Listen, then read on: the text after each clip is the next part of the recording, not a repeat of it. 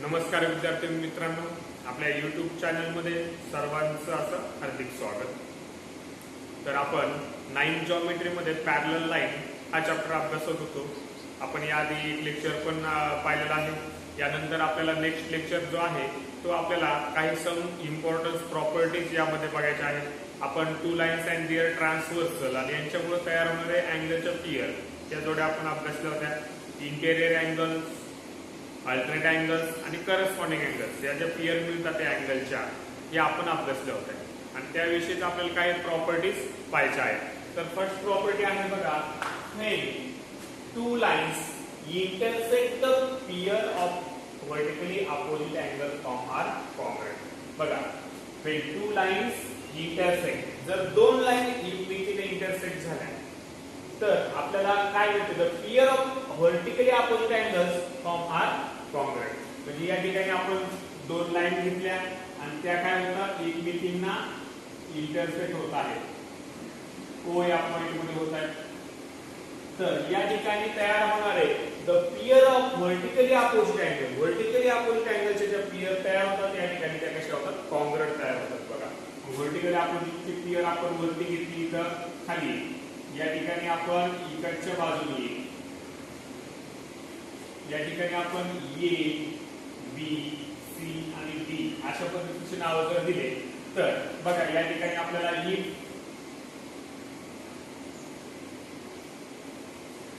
Line L intersect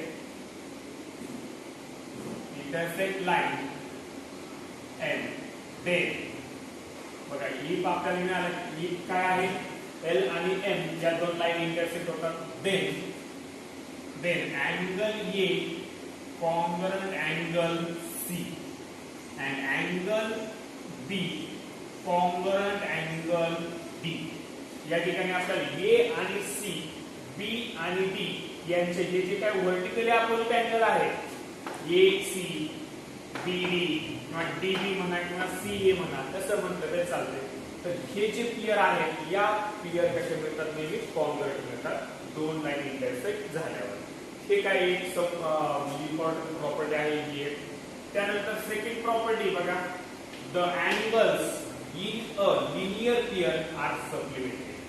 the angles in a linear pair are supplementary. म्हणजे जेव्हा two lines intersect होतील,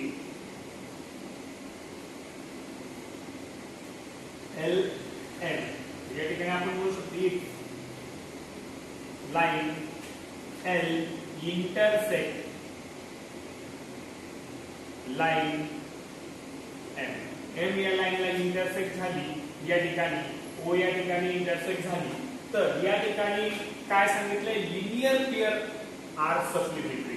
म्हणजे angles कोणते, लिनियर पेयर मधले अँगल काय होतात, सप्लिमेंटरी होतात. कसे होतात बघा, या ठिकाणी आपण ही लाईन घेतली आहे, या ठिकाणी लाईन इंटरसेक्ट झाली, या ठिकाणी linear pair angle, linear pair म्हणजे एका रेषेवरती येणार, एका रेषेवरती असणारे अँगल म्हणजे असे ऍडजस्टंट अँगल की त्याचे ते दोन्ही अँगल मध्ये काय असणार, एक कॉमन आर्म असणार आहे, कॉमन आर्म असणार आहे आणि त्याचे जे आउटर एज असणार आहे, आउटर एज त्या काय असणार आहे, तर स्ट्रेट लाईन असणार आहे. बघा, लिनियर पेयर अँगल आपण कशाला म्हणतो, तर असे ऍडजस्टंट अँगल आपण असे पण घेऊ शकतो. बघा,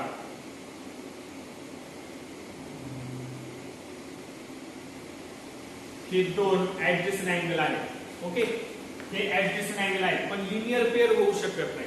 पण लिनियर पेयर आपण कधी म्हणू शकतो, तर आपल्याला काय सांगितलंय की लिनियर पेयर अँगल कधी असतात, बघा हे दोन अँगल आहेत या ठिकाणी, हे लिनियर पेयर आहेत, तर कधी होऊ शकतात की त्याची हे आउटर आर्म, हे दोन अँगल आहेत, हे कॉमन आर्म आहे, हे ऍडजस्टंट होतात. त्यानंतर ते त्याच्या ज्या आउटर आर्म आहेत ह्या काय असणार आहेत, एक स्ट्रेट लाईन असणार आहे. काय असणार आहे, स्ट्रेट लाईन. तेव्हा आपण त्याला काय म्हणतो, लिनियर पेयर अँगल. या ठिकाणी ही एक लाईन आहे, या लाईन वरती आपल्याला हे दोन अँगल मिळत आहेत. पण ही जी आउटर एज आहे त्याच्या या अँगलच्या ह्या काय आहेत, एक स्ट्रेट लाईन आहे. याला आपण लिनियर पेयर अँगल म्हणतो. हे लिनियर पेयर अँगल काय असतात, सप्लिमेंटरी असतात. काय असतात, सप्लिमेंटरी. सप्लिमेंटरी मीन्स की ज्या दोन अँगलची सम ज्या दोन अँगलच्या मेजरची सम किती येते 180 डिग्री येते. The sum of measures of two angles is 180 degree. Then the two angles are called supplementary angles. हे सप्लिमेंटरी आहेत. हे आपण कसं म्हणू शकतो, जेव्हा आपण एक स्ट्रेट लाईन काढतो आणि त्याच्यावरती आपण समजा हा एक लंब घेतला तर आपल्याला माहिती आहे परपेंडिक्युलर घेतला तर हा 90 डिग्रीज होईल आणि हा 90 डिग्रीज होईल. तर हे दोन्ही अँगल पण काय आहेत लिनियर पेअर आहेत. त्याच्या आउटर आर्क काय आहे ते स्ट्रेट लाईन आहे. दोघांची सम किती येते 180 डिग्री येते. म्हणून आपल्याला इथे लिनियर पेअर अँगल पण कसे असतात सप्लिमेंटरी असतात. म्हणजे जर त्या लाईन इंटरसेक्ट झाल्या तर देन अँगल आपण ए आणि बी घेतला समजा इथं then angle A plus angle B is equal to 180 degree. Okay, त्या पद्धतीने लिनियर पेअर कुठली मिळते बघा. आपण जर याला वेगवेगळे नाव दिले असेल तर बी आणि सी हा सुद्धा लिनियर पेअर होतोय. हा लिनियर पेअर होईल दोन्ही अँगल. पुन्हा ही एक जोडी लिनियर पेअर मिळेल, खाली एक जोडी लिनियर पेअर मिळेल. अशा पद्धतीचे अँगल आपल्याला काय होतात लिनियर पेअर मिळतात. या ठिकाणी ए प्लस बी आपल्याला काय मिळतो 180 डिग्री. म्हणजे इतर ज्या काय पेअर तयार होते लिनियर पेअरच्या त्या सर्व काय असतील सप्लिमेंटरी असतील. त्यांची सम किती असणार 180 डिग्री असणार. ओके, थर्ड प्रॉपर्टी आहे when one pair of corresponding angle is congruent. जर एक पेयर करस्पॉन्डिंग अँगलची एक पेयर संगत कोणाची एक पेयर काय असेल कॉन्ग्रुएंट असेल तर then all the remaining pairs of corresponding angles are congruent. जर एक पेयर करस्पॉन्डिंग अँगलची जर कॉन्ग्रुएंट आली तर रिमेनिंग ज्या पेयर असणार आहेत ऑल ज्या काय राहिलेल्या रिमेनिंग पेयर तयार होतील करस्पॉन्डिंग अँगलच्या त्या सर्व काय असणार आहेत कॉन्ग्रुएंट असणार आहेत. ते आपण या ठिकाणी पाहू.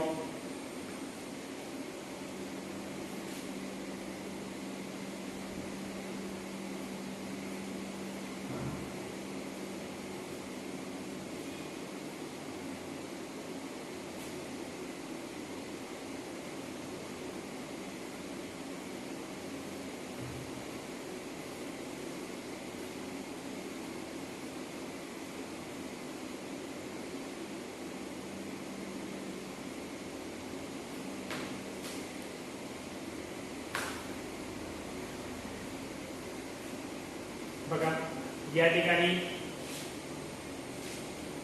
एल लाईन आणि एम लाईन या दोन लाईन आहेत आणि टी ही त्या दोन लाईनची ट्रान्सव्हर्सल आहे.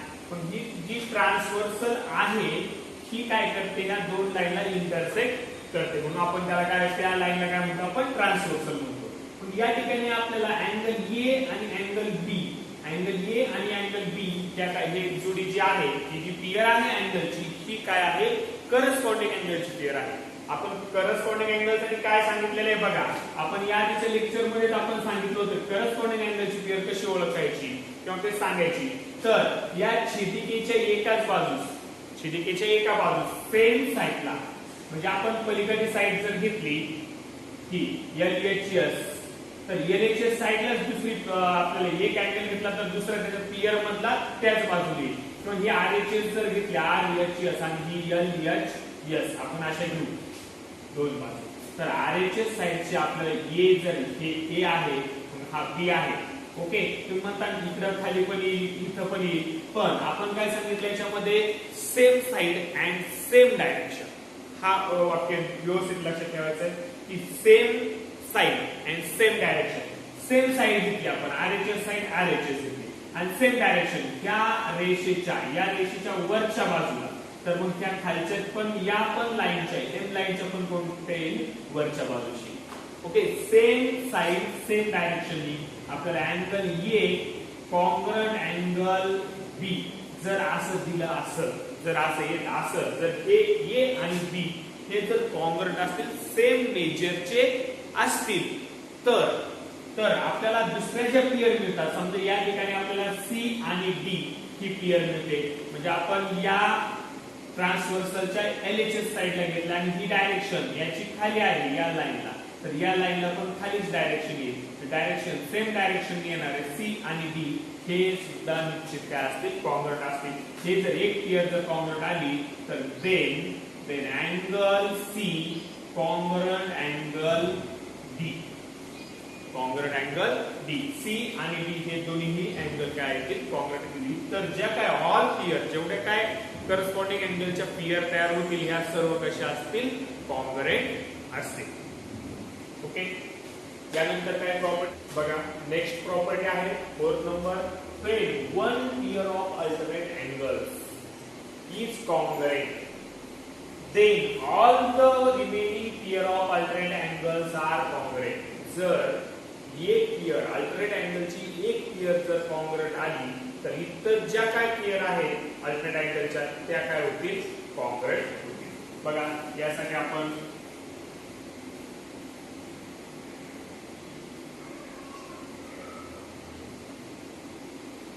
L M या दोन लाईन ट्रान्सव्हर्सल आपण T घेतली. T is the transversal of line L and M. आणि या ठिकाणी अल्टरनेट अँगल आपण Z ने दर्शवतो बघा कशाने, Z ने. तर हे काय असतात, अपोजिट साइड. काय opposite side, in side. Opposite side, in side याला आपण अल्टरनेट अँगल म्हणतो. बघा इंटेरियर अल्टरनेट अँगल आहे ते. तर या ट्रान्सव्हर्सलच्या अपोजिट साइड एक इकडच्या बाजूने आणि एक इकडच्या बाजूने घेतला आणि इन साइड जर घेतला तर याला आपण म्हणतो इंटेरियर अल्टरनेट अँगल. आणि ट्रान्सव्हर्सल बघा ट्रान्सव्हर्सलच्या आपण बाहेरच्या बाजूला घेतला, त्या ट्रान्सव्हर्सलला आपण बाहेरच्या बाजूने घेतला तर याच्याच बाहेरच्या बाजूने कुठे या फक्त आपल्या साइड काय करायची, चेंज. म्हणजे out side, opposite side, out side. या ठिकाणी अपोजिट साइड, इन साइड. या ठिकाणी झेड तयार होते बघा, उलटा झेड तयार होतो. इकडून जर घेतला तर असा झेड तयार होईल. ओके. या ठिकाणच्या या ज्या पेयर आहेत जर एक पेयर जर कॉन्ग्रुएंट आली म्हणजे A and B जर कॉन्ग्रुएंट आले तर C आणि D हे निश्चित कॉन्ग्रुएंट येतील. म्हणजे आपल्याला काय सांगितलं, if angle A congruent angle B, angle A congruent angle B जर असेल तर then angle C congruent angle D, congruent angle D. जेव्हा अल्टरनेट अँगल आपण घेऊ आणि अल्टरनेट अँगलची एक पेयर जर कॉन्ग्रुएंट असेल तर इतर ज्या काय पेयर मिळतील आपल्याला त्या पेयर काय असतील, कॉन्ग्रुएंट मिळतील. जर एक पेयर आपल्याला कॉन्ग्रुएंट नाही मिळाली तर इतर पेयर आपल्याला कॉन्ग्रुएंट मिळणार नाही. ही अशी एक प्रॉपर्टी आहे. ओके. त्यानंतर बघा when one pair of interior angles on one side of the transversal is supplementary then the other pair of interior angles is also supplementary. यासाठी फिगर पहा, line N and N. Line N is a transversal. आता यामध्ये interior angle चे एकाच साइडला असतात, same side. काय same side but interior, inner side. म्हणजे आपण या ठिकाणी सेम साइड आणि इनर साइड किंवा इन साइड आपण म्हणू शकतो. In side, same side, in side एकाच बाजूला आहे आणि इन साइड आहे दोन्ही पण. हे जी पेयर आहे याला आपण या पेयरला म्हणतो इंटेरियर अँगल्स. काय म्हणतो, इंटेरियर अँगल्स. आणि हे जर इंटेरियर अँगल्स काय सांगितले, सप्लिमेंटरी. म्हणजे अँगल A and B हे जर सप्लिमेंटरी असतील, एकाच बाजूला असणार आहे. If angle A plus angle B, angle A plus angle B is equal to 180 degree, supplementary 180 degree, दोघांची सब 180. देन अदर पेयर आपण E आणि F घेतली, E आणि F. तर या ठिकाणी angle E plus angle F is equal to काय मिळेल, 180 डिग्री. किती मिळेल, 180 डिग्री. जर आपल्याला एक पियर जर काय मिळालं सप्लिमेंटरी मिळाली, इंटेरियर अँगलची 1 पियर सप्लिमेंटरी मिळालं, तर इतर जे काय पियर मिळतील त्या कशा असतील, सप्लिमेंटरीच असतील. अल्टरनेट अँगल मध्ये एक पियर जर कॉन्ग्रुएंट मिळाली तर इतर पियर पण काय असतील, कॉन्ग्रुएंट असतील. त्यानंतर आपण पाहिलं होतं करस्पॉन्डिंग अँगलची एक पियर जर आपल्याला काय मिळाल, कॉन्ग्रुएंट मिळाल, तर इतर पियर सुद्धा काय मिळतील, कॉन्ग्रुएंट मिळतील. या आपल्या काय होत्या, सम इम्पॉर्टंट प्रॉपर्टीज होते. या काय आहेत, एक प्रॉपर्टी, एक गुणधर्म आहे. ओके, लक्षात येते. पहा या ठिकाणी आपण पुन्हा एकदा टू लाईन्स अँड ट्रान्सव्हर्सल आणि यांच्यामुळे तयार होणाऱ्या अँगलचे आपण पियर पुन्हा एकदा पाहणार आहोत. तर बघा आपल्याला पियर कोणत्या कोणत्या मिळतात, यामध्ये करस्पॉन्डिंग अँगल्स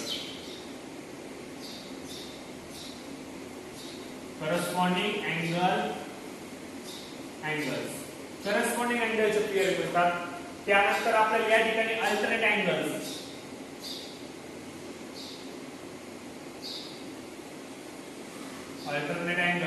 आणि थर्ड जे आहे इंटेरियर अँगल्स.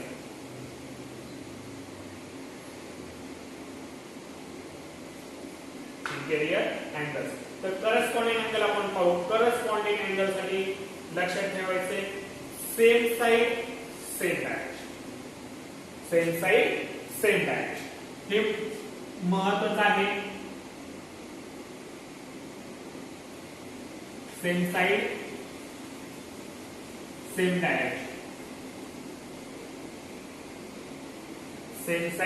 डायरेक्शन, बघा या ठिकाणी सेम साइड आणि सेम डायरेक्शन मध्ये अँगल कुठले येतील आणि पियर कुठले येतील बघू आपण. ही जी ट्रान्सव्हर्सल आहे याच्या आपण RHS आणि ही LHS या साइडच्या आधी पाहू. या ठिकाणी आपल्याला एका साइडचे व्ह्यू आपण जर या ठिकाणी हा B हा अँगल घेतला, अँगल B जर घेतला, त्याला पियर कुठली मिळते, तर बघा या साइडला आपल्याला CHF हे अँगल आहे.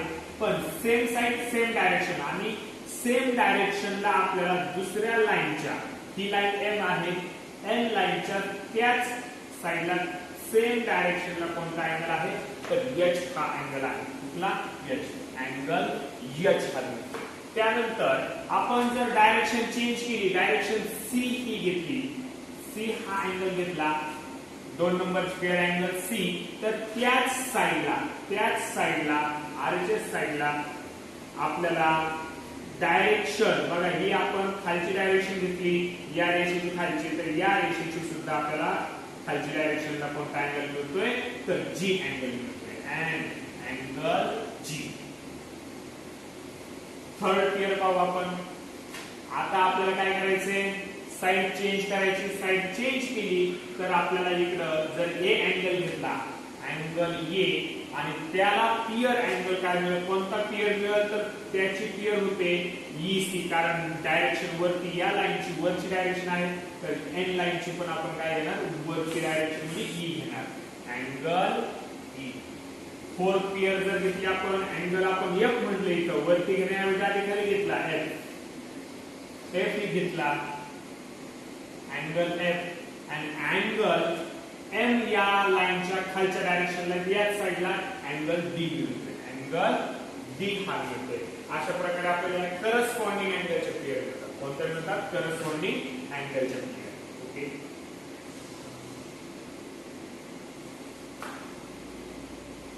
त्यानंतर अल्टरनेट अँगल साठी आपण काय सांगितले की अपोजिट डायरेक्शन आणि इन साइड, या आपल्याला काय इंटेरियर अल्टरनेट अँगल मिळतात. ते कोणते, इंटेरियर अल्टरनेट, म्हणजे या ठिकाणी आपल्याला अपोजिट डायरेक्शन आणि इन साइड घ्यायचे.